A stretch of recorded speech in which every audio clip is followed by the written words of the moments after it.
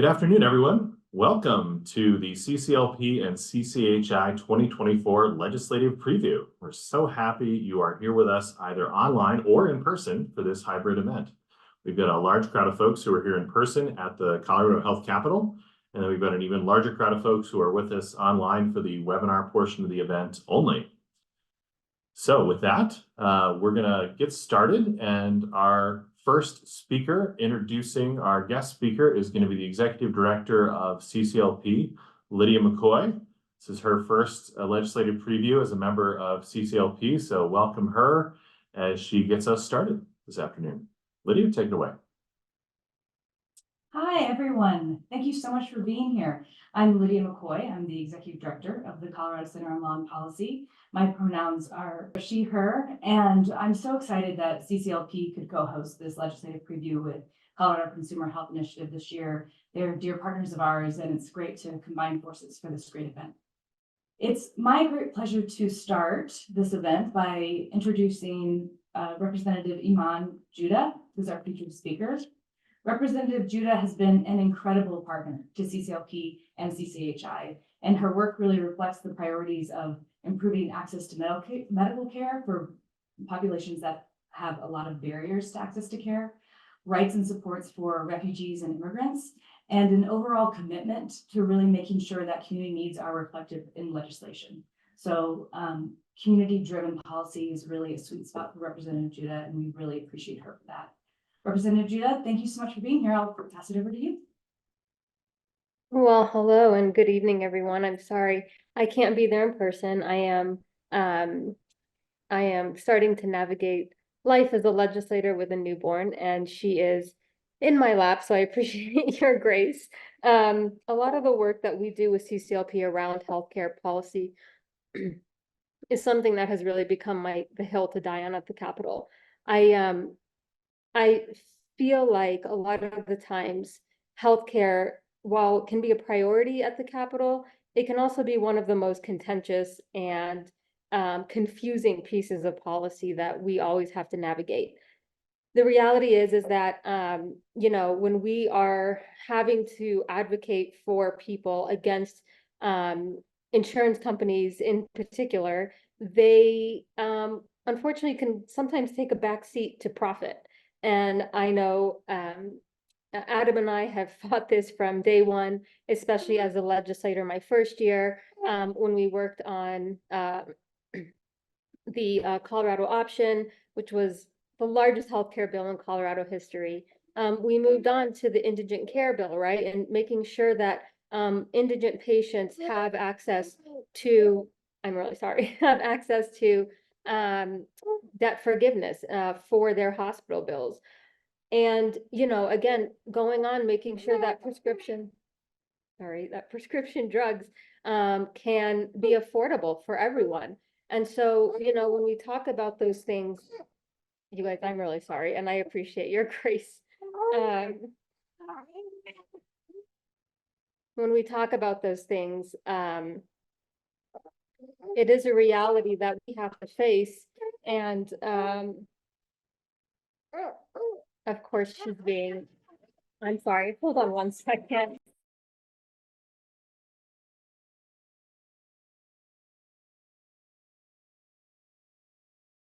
Good. Absolutely no need to apologize. I'm so sorry, you guys. I really appreciate what you're juggling. I really appreciate your grace. Of course, all the grace. Please take all the time and space you need. I'm sure she's going to wake up right when I have to start doing this.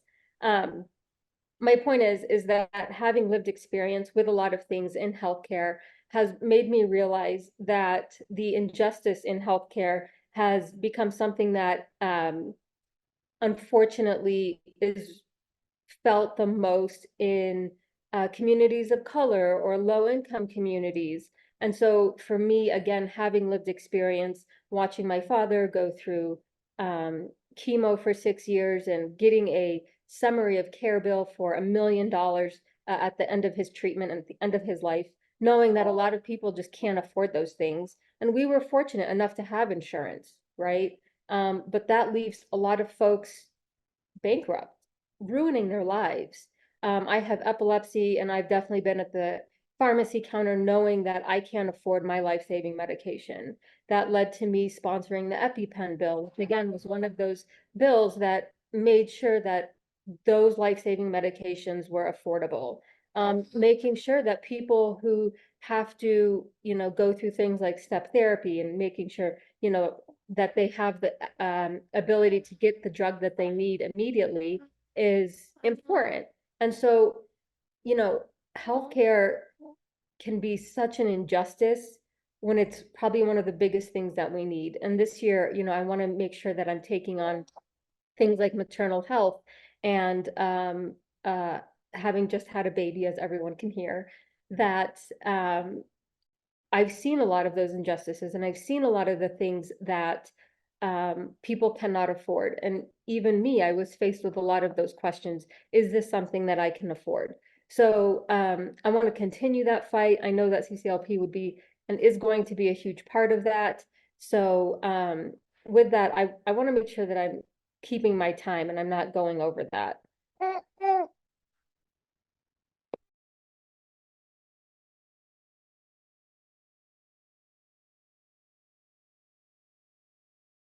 You're doing great, Representative Jodeh. Feel free to keep speaking. Okay. So when I decided to take healthcare on as kind of my hill to die on, I understood that there were a lot of things that were misunderstood in this area, and again, working with Adam so much has made me I've learned a lot from CCLP and Adam and Julia, but the other part that happens when you're talking about healthcare policy is, unfortunately, this isn't something that we can do in one fell swoop. Healthcare policy is such a big mountain to conquer when you're talking about policy at the Capitol that sometimes we have to do it in pieces. Sometimes we have to do it in over multiple years, and Colorado option was a great example of that. Step therapy was a great example of that. But we've also had huge wins, and we've also made sure that when we are fighting for the consumer and when we're fighting for patients, that we are being very unapologetic about that fight when it comes to fighting insurance companies, fighting pharmacy benefit managers, and again, making sure that profit is not coming before the patient's safety, the patient's health care. So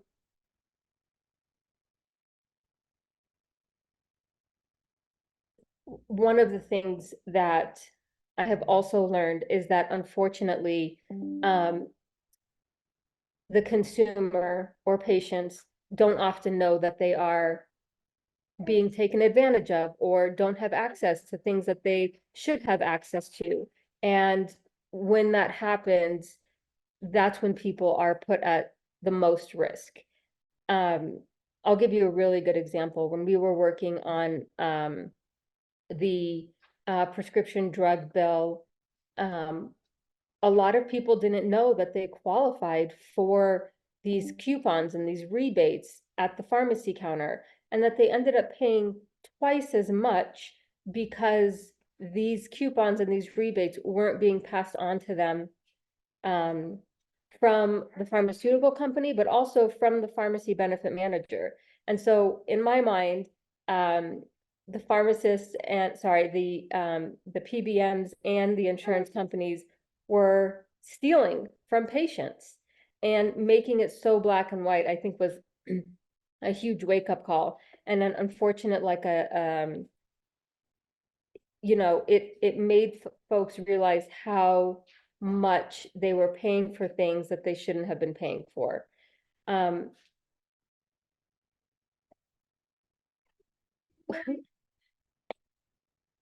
Healthcare policy is incredibly complex, and you can take on hundreds of pieces of legislation when it comes to healthcare policy. And when you do that, sometimes it feels like you are not making a dent. because you know that this is one thing that everyone needs, right? This isn't, you know, this isn't, car insurance. This isn't, you know, gun violence prevention. These are things that we will always need doctors. We will always need prescription drugs. We will always need these things.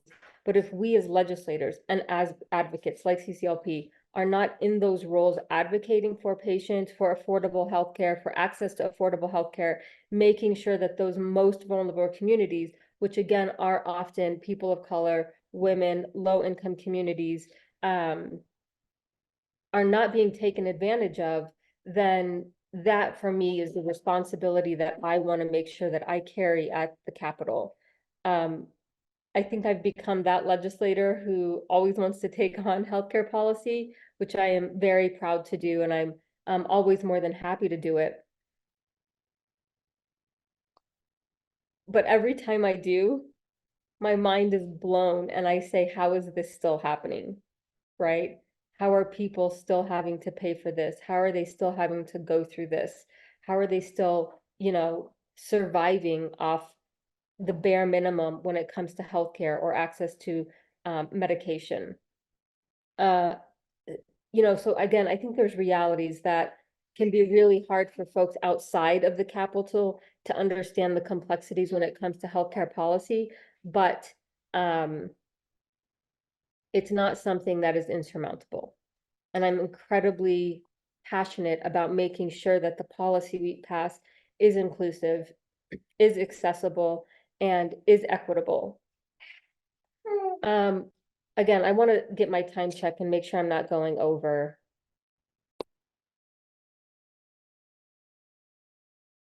You're free to wrap up. You're doing great, but I think, yeah, we're coming close to the time. Thank you so much, Representative Jodeh. Of course. So I think the final thing that I will say is that, you know, I've had to work really closely with insurance companies, with healthcare advocates, with the commissioner of insurance, and it's a huge, it's a very huge jigsaw puzzle that, again, when as legislators we're trying to put together to ultimately have an amazing picture of healthcare advocacy, making sure that healthcare is affordable for everyone, which is a priority for the governor in his tenure at the Capitol. You know, it's not only a priority for me, but it is a priority for all legislators, right? We are all touched by someone or ourselves having to conquer healthcare policy or healthcare challenges that we face, that our families face, our friends face, our neighbors face. And when we do that, when we're affected real time, or we have lived experiences in those things, then it shifts our perspective and makes us want to have that as a priority, rather than saying, I'll let someone else handle that and we hope it gets passed.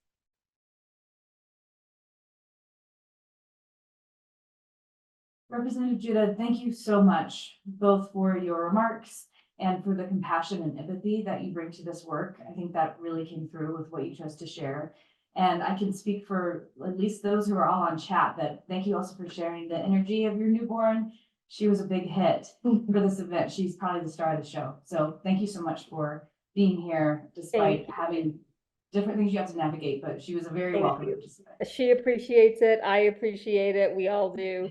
This will be a very interesting session doing it with a newborn. So I see there's a lot of women in the room. I hope you guys can all understand. I don't know who's online, but nonetheless, I'm very, very appreciative of your grace. I also just want to say, please know that I am an ally and a friend and a sister at the Capitol when it comes to healthcare policy and all policy really, but I am there and I always want to make sure that I'm hearing from advocates, people who have lived experiences, because those are the stories that get passed.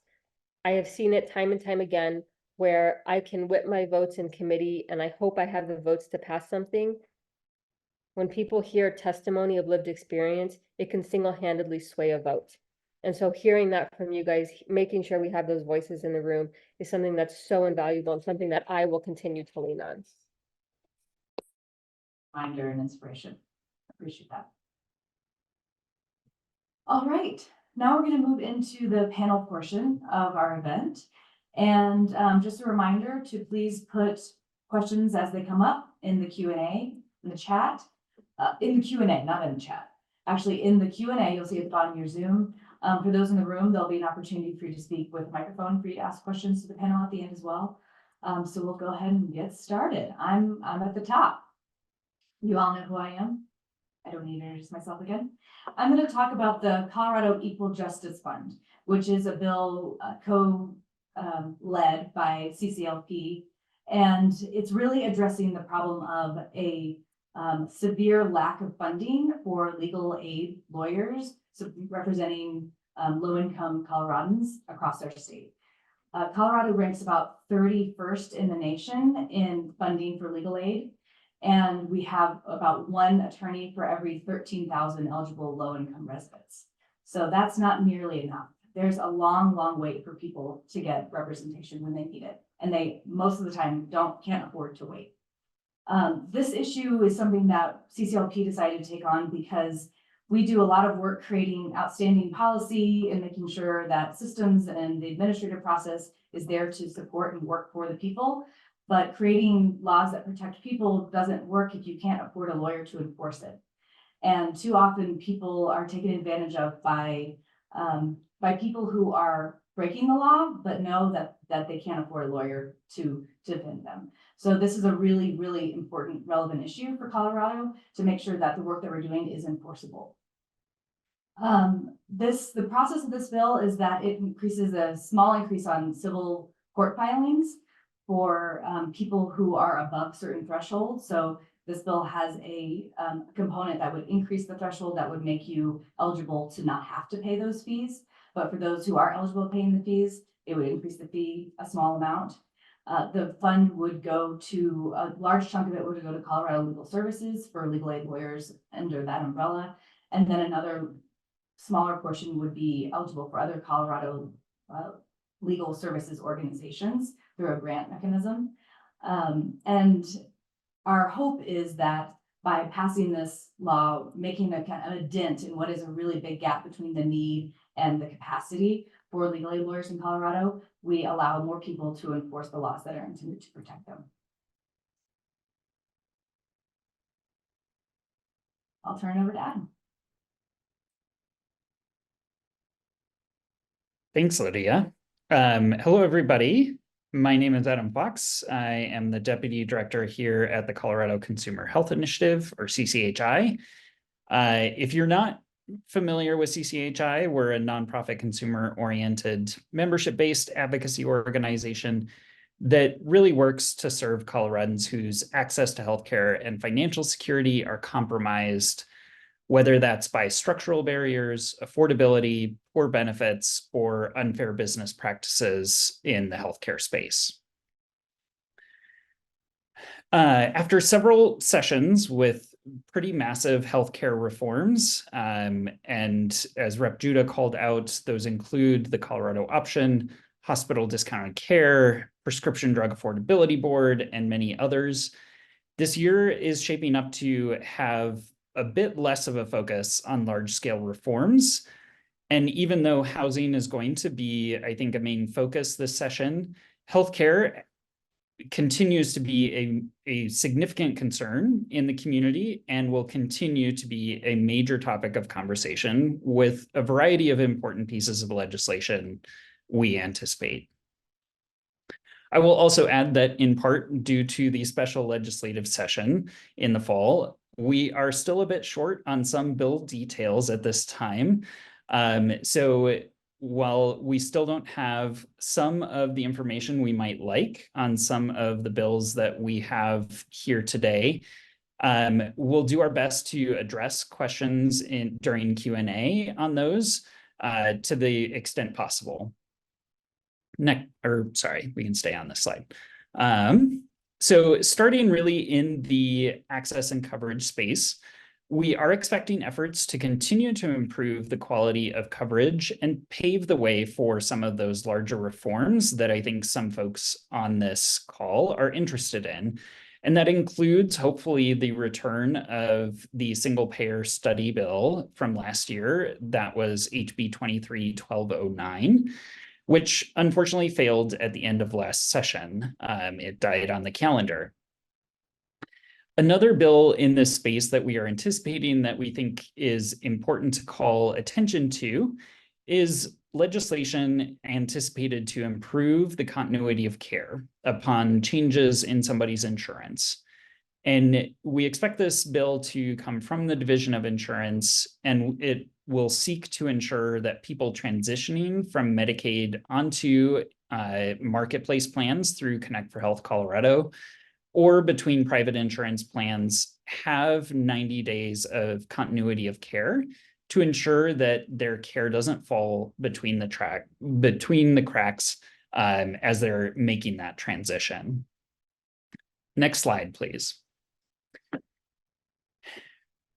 Relating to consumer protections, we anticipate some new developments on bills that have already been passed in the last few years, namely around hospital discounted care, which CCLP really led the charge on in 2021, and surprise medical billing. We were very excited to see hospital discounted care go into effect in September of 2022. And both CCHI and CCLP have really been heavily involved in the implementation of this law to try to make sure that the program is achieving its goals and to protect consumers. And there's a very long history behind this issue from laws that we worked on together as well, all the way back to 2012. We are aware of efforts led by the Colorado Hospital Association to make changes to the hospital discounted care program.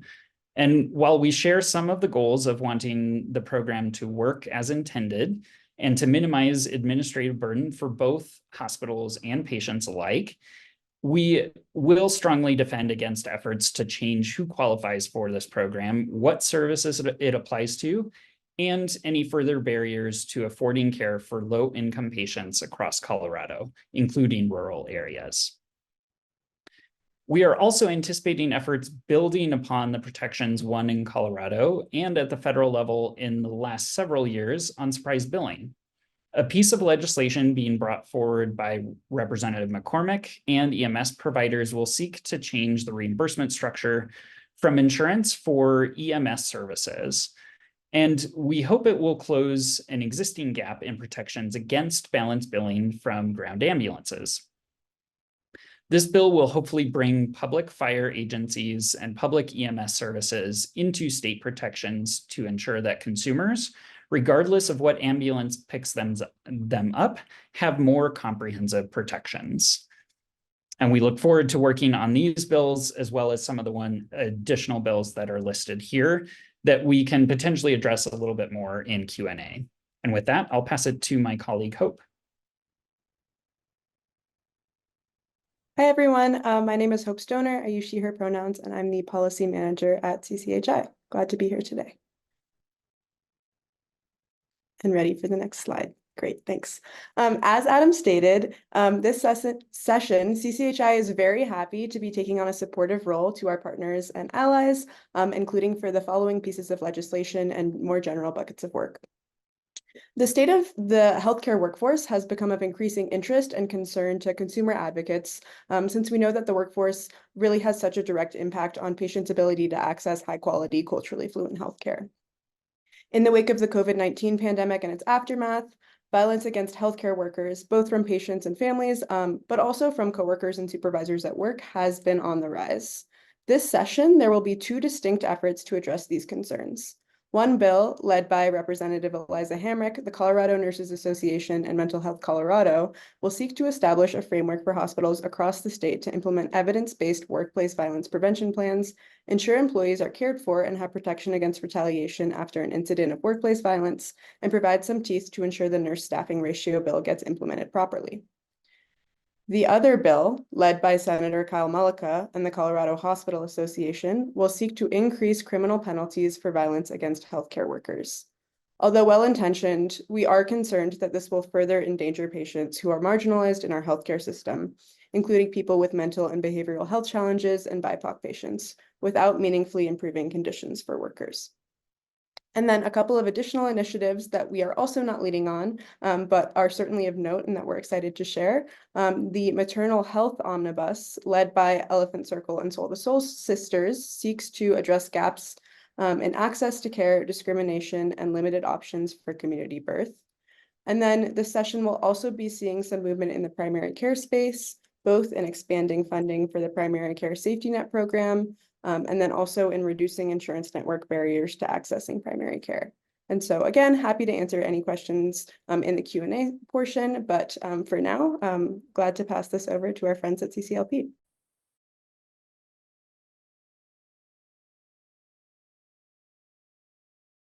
Thank you, Hope. Good evening, everyone.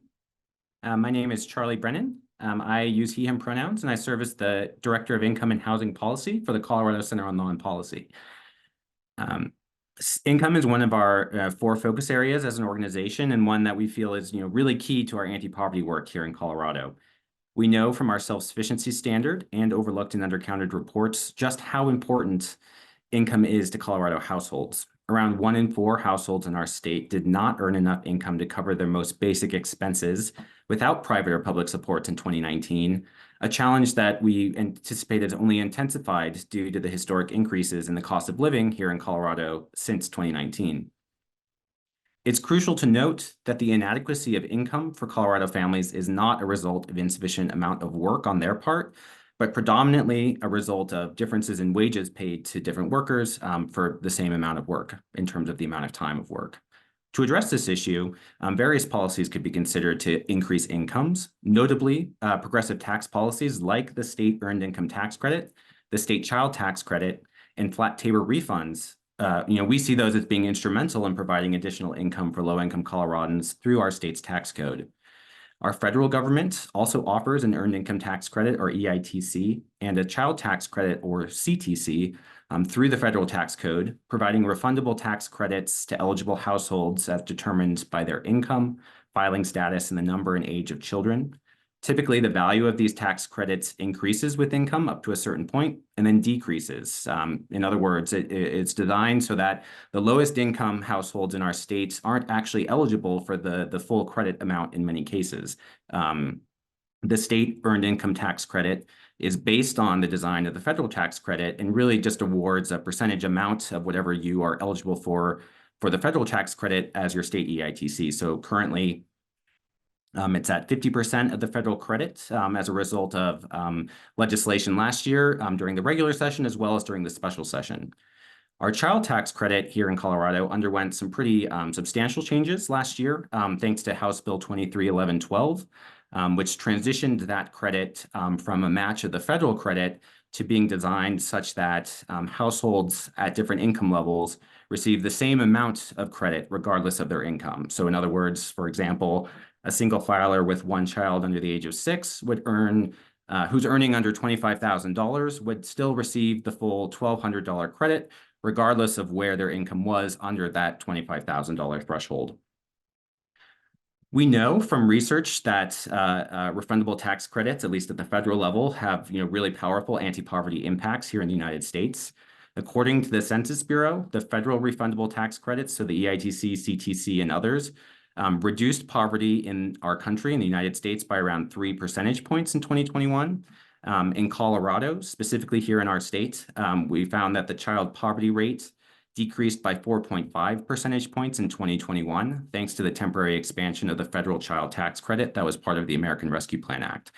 Additionally, although it's not intended to function as an economic stimulus payment, we know that Tabor rebates sort of have the same impact on household finances. And we also know from looking at the impact of economic stimulus payments received during the pandemic that these also have a tremendous anti-poverty effect.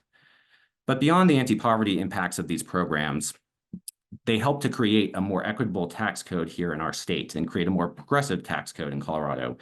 According to the Institute for Taxation and Economic Policy, which just released their 7th edition of their Who Pays report, if Colorado's state EITC had been set at 20% of the federal EITC level, like it will be in tax year 2026, instead of at 38% like it was or will be in 2024, Colorado's tax system would increase in terms of its regressivity and moving us up in the rankings from being the 39th most regressive state tax system to the 36th most regressive state tax system in the country.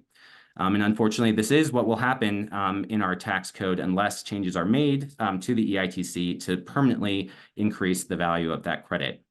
And so while we're not leading any bills this year affecting these programs, we are happy and proud to support the efforts of our partners, namely those at the Colorado Fiscal Institute and their Helping Colorado Families Get Ahead coalition, who are backing bills that will, or leading bills that will lead to some permanent changes and increases to the state EITC, as well as bills that will create a permanently flat Tabor rebate structure instead of the sort of regressive system that we have now, whereby higher income households actually receive higher Tabor rebates than lower income households do. So we're eager to lend our support to these and other initiatives to expand tax credit programs, increase sources of income for Colorado households, and create a more fair and progressive economic system here in our state.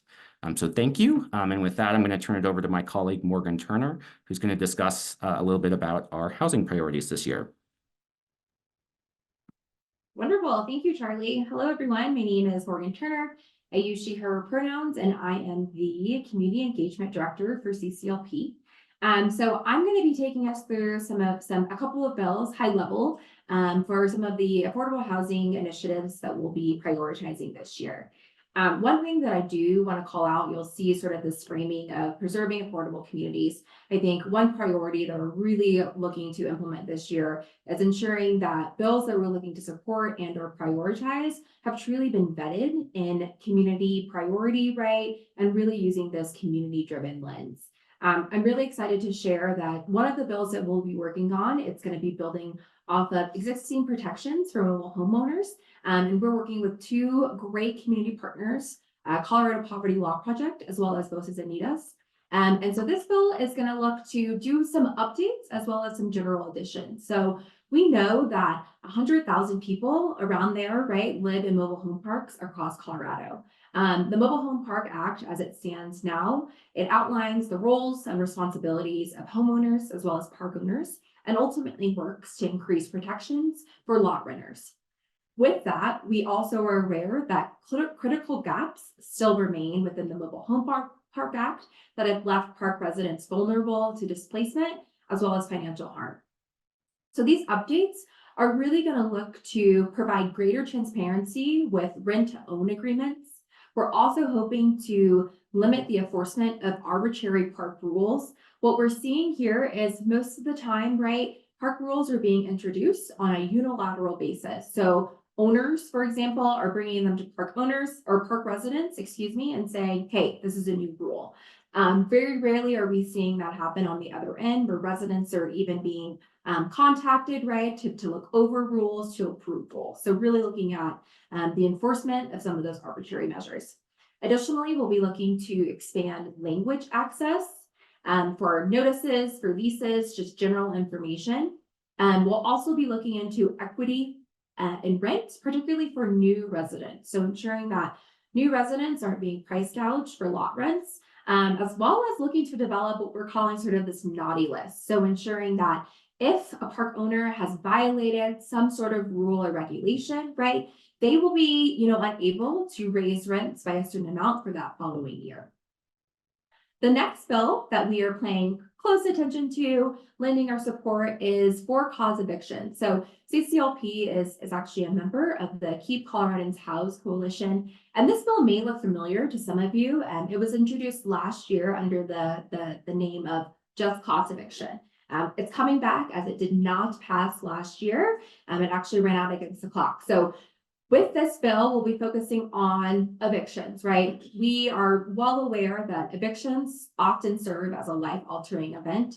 And actually in Denver, the two most self-reported causes for homelessness is one, inability to pay rent, and then the second being eviction. Housing instability can lead to a variety of different negative outcomes, including negative health outcomes, worse educational outcomes, higher poverty rate, and then of course homelessness. And then also, right, we want to notate that these impacts are going to be disproportionately experienced by some from specific communities. So this bill is looking to outline legal grounds for when a landlord can evict a tenant or refuse to renew a tenant's lease. More specifically, the bill will protect renters from evictions that are of no fault of their own. It'll discourage renters for self-evicting when they receive eviction notices from landlords. And then it'll also work to empower tenants to advocate for improvements with landlords or file complaints without fear of retaliation from their landlord. So that is a very quick, high-level kind of sneak peek of the two bills that we'll be working on and paying close attention to this session related to affordable housing. Thanks, everyone. Yes, and thanks to all of our panelists for those brief but very informative presentations, and definitely especially to our guest speaker, Rep. Jodeh, for sharing so much with us today. Wonderful to have such great information to start with. And now we have a few minutes for questions and answers if you want to get a little bit deeper into any of these subjects that we've mentioned today. So I'm going to ask for folks that would like to speak. You can go ahead and raise your hand if you're on Zoom. So in the participants button, if you pull up that participants pane, there's a way you can raise your hand in there and we will see you and we can actually bring you off of mute and you can speak. Or go ahead and type your question into the Q&A box and I will read them out to the panel. And we've got a couple in there already. Or if you're in the room, go ahead and just let folks in the room know that you want to speak and we'll be able to hand you a microphone there in the room here at the Health Capitol and bring you up. So I don't see any hands yet, so I'm going to start with one of the questions in the Q&A box. And this one was addressed to Rep. Jodeh, and I don't know if she's been able to stay with us, but if she has, she can go ahead and answer it. And if she had to hop off, the panel can go ahead and take this. This one was mostly about why the decision was made to move forward with the public option and kind of the current healthcare system that we have in Colorado, when a lot of research has shown cost savings, additional coverage for indigent and immigrant populations when using a single payer system. So essentially about, sort of the reasons why we have the healthcare system we do instead of a single payer system. And then a public option actually costs more than existing insurance companies, so wouldn't cover everyone. Kind of the single payer option that I'm sure most of the panelists are familiar with. So Rep. Jodeh, if you want to weigh in on that, go ahead, please. Yeah, totally. So I know that, a lot of these things have come out, but at the same time, I believe it was, last year, we were incredibly pleased with how many people signed up for the Colorado option. We had our benchmarks, if you will, of what we expected, and we very much surpassed that. Things like places like Salute have definitely been partners in making sure that, indigent folks and people that are underserved when it comes to healthcare are actually getting access to the Colorado option. We did have some cleanup bills this year, and Adam, I think you can speak to some of those, but one of those things was actually making sure that people can find the Colorado option when searching for it. And so, when we talk about, access, and I just want to make sure that I'm answering the question correctly. When we talk about having access and making sure that it is worth their while signing up for the Colorado option, this makes them able to say, like, okay, I'll give you my example. I'm with Kaiser. How can I compare my Kaiser plan with the Colorado option plan? And does it make more sense for me to actually be a single payer than to be on the Colorado option? I've had this conversation with the Commissioner of Insurance as well. And I think there may be a lot of confusion around Colorado option versus single payer. And so, Adam, I'd like to get your thoughts and see if you have any other things on what you think could be a more effective single payer versus Colorado option thoughts. But yeah, I'll pass it over to you. Sure. I think I don't think this is necessarily an either or question. I think there are some very real challenges to moving forward with a single payer initiative, particularly in legislation, because of the Taxpayer Bill of Rights and the constraints that it puts on our state budget. But I also want to underscore a little bit that I think in general, we are seeing good results under the Colorado option based on the number of people enrolling.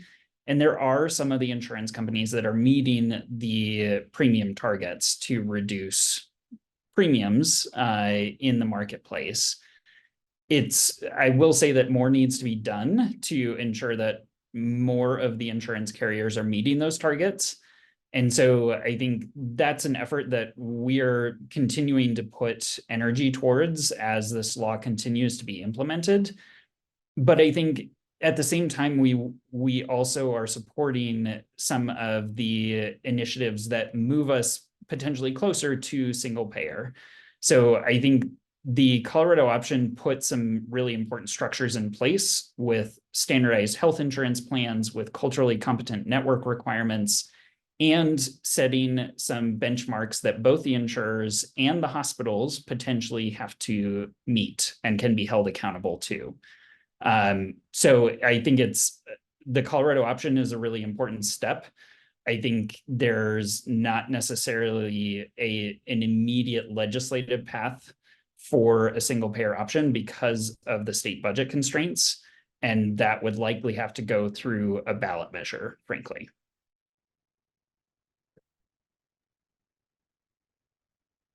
Okay, thank you. Appreciate you staying on for that answer. That's a complex question, certainly. So thanks to both of you for weighing in.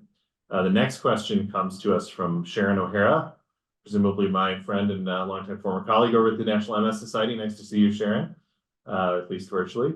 And she's asking, what is the prior authorization addressing? And I'll jump in again here, Bruce.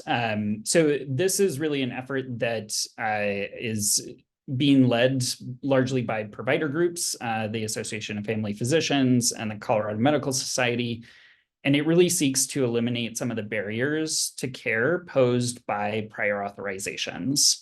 So that's when insurers essentially require people to receive prior authorizations for drugs, including drugs that they have already received approval to have prescribed and receive under their insurance plan.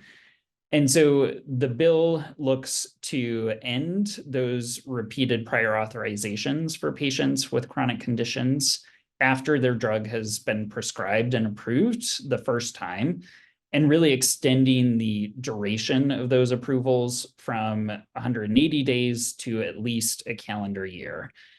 I think there will be some other components that get wrapped into this bill, but that's really high level what that piece of legislation is aiming towards. I can also say, and hi Sharon, I can also say, this also kind of speaks to the step therapy bill that we did. The step therapy bill essentially says, okay, I know that my neurologist knows that I should be on lamotrigine, but they're going to make me go through Depakote and Keppra and all of these things before I get to the one that I need. And, saying that doctors have to do that because that's what they're, that's what the insurance company is saying, like, no, you have to do that first. For me, I had to go through that. I had to go through step therapy. And so, again, bypassing that whole thing, kind of to what Adam was saying, bypassing that whole thing and making sure that our patients are getting exactly what they need when they need it, is ultimately incredibly helpful. And it's not putting our patients at risk, especially, folks with chronic diseases who we worked with right on the Chronic Care Collaborative. Yeah, absolutely. No, huge effort with the Chronic Care Collaborative. Thanks for your work on that, Representative, as well. So we'll move on to the next one. The governor is from an anonymous attendee. The governor indicated disinterest regarding the For Just Cause eviction bill. This is about that eviction bill. Do you still think there is a path forward on this kind of legislation? Morgan or Charlie want to weigh in on that one? Charlie's popping up, it looks like. Yeah, no, I can take a stab at that, and it's a really great question, and I don't have a great answer for you. I'm not sure what the governor's reaction or sort of feelings about the for-cause eviction bill might be once it gets to his desk. I think that's the first goal would be to get it through both houses of the legislature, which would be an improvement on last year. So I think that would, sort of demonstrate some support for the policy generally, and hopefully could be enough to sway the governor. I also do think that, given that the governor is also engaged in a number of land use and housing reform bills this year, that potentially this could be seen as a positive in their eyes, just as a strategy to address some of the displacement and gentrification concerns that have been raised by advocates in some of those conversations around the governor's land use changes as well. So, I don't know exactly. I don't have my crystal ball. I can't guess what the governor might do, but I think we still feel it's an important policy and definitely something worth pursuing at the legislature this year, if only to show that there is support for this policy to the governor. If he does, end up vetoing it, that they would be sort of, against the wishes of all of those who came out and testified in support. So I think that's the goal, is just to sort of have, a big showing of community support and testimony from those who are impacted and who would benefit tremendously from this policy, and hope for the best. I will say also, Thank you so much, Charlie. if you don't mind me saying, like, I think that bill last year was that a lot of like lessons learned. And so approaching it maybe a bit differently, or making sure that this is not a bill that the governor's going to veto, because to Charles's point, like, this has been something that the coalition, the public has gotten they've gotten behind so much, including, many members of our caucus, knowing that this is something that's directly affecting our constituents. So, and I know the sponsors are very much hoping that this takes a different path than it did last year. And I am very much hoping that the sponsors, and Charles, I'm sure you know, are working with the governor's office to make sure that, again, this doesn't get sent back. Absolutely. Thank you for weighing in there, Representative. So the next question looks like Adam is going to take this one, is about the Omni Salute program. Anonymous attendee asks, is the Omni Salute program the best way to meet the healthcare needs of undocumented residents?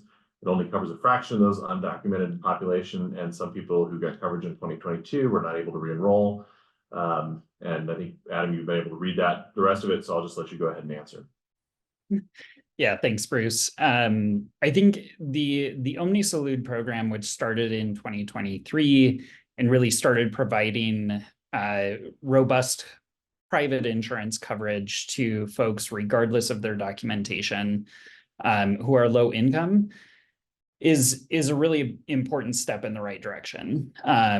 It is also part of a bigger spectrum of policies that are trying to expand coverage to undocumented populations, including Cover All Coloradans, which will go into effect in 2025. And that will start providing Medicaid coverage and CHIP coverage to children and pregnant individuals, regardless of their documentation status. I think the question, part of the question that was put in the Q&A was around, is it potentially more effective to use those funds to support community health centers? I think at the end of the day, we need to try to have everybody in some form of comprehensive insurance coverage.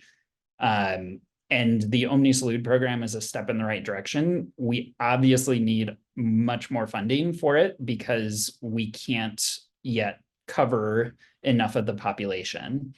And that's really what some of the work on the Colorado option is tied to, because as we achieve some of the premium reductions on the Colorado option, those savings flow through to the Omni Salute program. And so that will help us expand the program in the future, but there's still going to be a long way to go. And that needs to be paired with expanding Medicaid coverage for undocumented folks as well.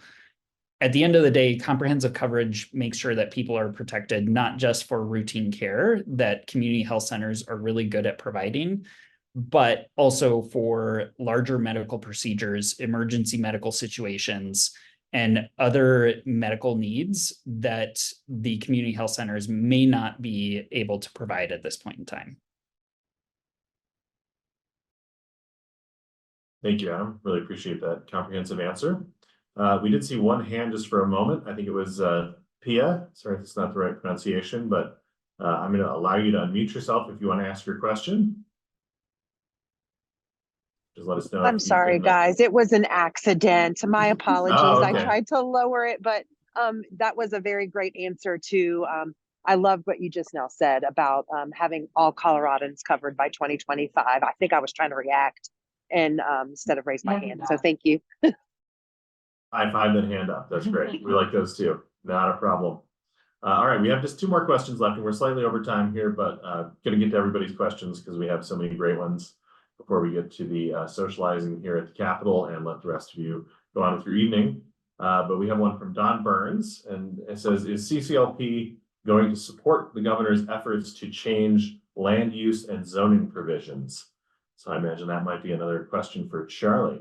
Yes, I'll take that. And Don, I don't know when you asked this, if you knew that we have a sponsor of one of those bills here with us. Representative Jodeh is one of the sponsors of the Transit-Oriented Development Bill. And we've been attending the stakeholder meetings that her and Rep. Woodrow have been hosting along with folks from the governor's office, and have been very grateful to be involved and sort of have this opportunity to weigh in on the bill. We are encouraged by what we see, have seen so far, and will continue to follow the progress of the various bills. There's about 5 or so, I believe, that sort of fall within the land use sort of bill, or sort of filling the role that the land use bill, Senate Bill 213, took last year. And so, we're still, I think, waiting to see final drafts before we make a final decision one way or the other. And we'll certainly keep an eye on all of those policies as they develop heading into the legislative session here. Yes, you are very important to 213, so 213.2.0. But I will say something that I'm incredibly proud of. I was not in the first round of 213 stakeholdering last year, but I feel like this year we are doing very, very in-depth stakeholdering, as Charles can attest to, when it comes to making sure, for example, myself and Woodrow's bill around transit-oriented communities comes together in a way that is comprehensive, but at the same time, all the stakeholders, oppositions, and proponents are very aware of what's in the bill. So we know how to approach everything, whether it's opposition or proponents. But again, knowing that even for me, this is a priority, planning for the next 25, 50, or even 100 years here in Colorado. Thank you. Yeah, and Don reacted as well and said, wonderful. Couldn't agree more, Don. I'm glad to hear that. I'm sure we all are. And so we have our last question for the evening before we conclude the webinar and move on to the social hour portion here at the Health Capitol. And that one comes from Doug McCarthy, swinging back to healthcare, but a bit of a general question here. He says, for all of these proposals, it'd be very helpful to know their cost impact. We certainly may agree that doctors should make decisions, not insurance companies, but how much will doing so increase our premiums? I can go ahead and try to address that. Thanks, Doug, for the question. I think really what this is about is ensuring that people get access to the care that they need and that is already supposed to be provided by their insurance plan. And so I think this might have been in reference to the prior authorization bill. And I think at the end of the day, these drugs have, in many cases, are already approved by the insurance company to be provided to somebody, but they make people go through that process again and again and again. And that is administratively burdensome for all of the stakeholders, including the insurers, I think, frankly. And so I think there is a much more efficient way to approach ensuring that people get the medications and the care that they need. And that's what providing insurance should be about. I will also add, as a co-prime for the Colorado option, it's really important for me that all the healthcare policy that I pass doesn't go against the Colorado option. And so fighting the insurance companies when they claim it's going to be the end of the world if we pass legislation that, is advocacy for patients, any increases in premiums, again, for me, and when we fight with insurance companies, and Adam, we've done this like toe to toe, is very, very small. And that's very intentional because we don't want it to contradict what the Colorado option did. And so when we say small, for me, that can be a few dollars. And again, really having to advocate for patients when the insurance companies say it's gonna blow up their companies. So bringing them back down to earth and making sure that we are not putting another burden on patients when it comes to not only prior auth, but the cost of their overall healthcare plans. Thank you both for that comprehensive answer. That is going to wrap up our webinar, and I'm going to hand it over to Lydia one final time just to send us out. Thank you, Bruce. Thank you all so much for being here and joining us tonight. Thank you to our panelists. There was a slide there about some upcoming events for CCHI that you should definitely check out. And just a reminder that this work doesn't happen without the support of our generous donors and funders. And that really makes this work possible. There's a QR code, I believe, for those of you in person, where you can scan that if you'd like to make a donation. You can also go to our websites, copolicy.org, that's CCLP's new domain name, copolicy.org, and cohealthinitiative.org for CCHI. So thank you again so much for all your support tonight and over time. Looking forward to seeing you at the Capitol sometime this session.